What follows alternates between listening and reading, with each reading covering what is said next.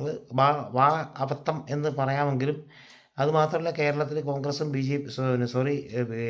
ഇടതുപക്ഷവും B J പിയുമാണ് നല്ല മത്സരം നടത്തുന്നത്.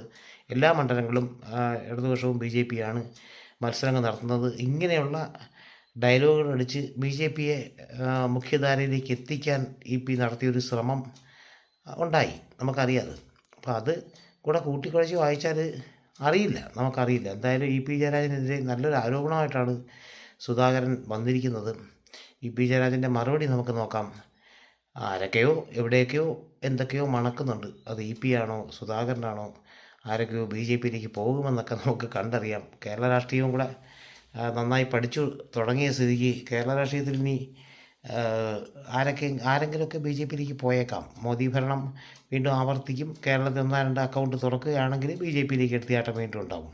നമുക്കെന്തായാലും പ്രതീക്ഷിക്കാം ആരെങ്കിലുമൊക്കെ പോകുന്നതായിട്ട്.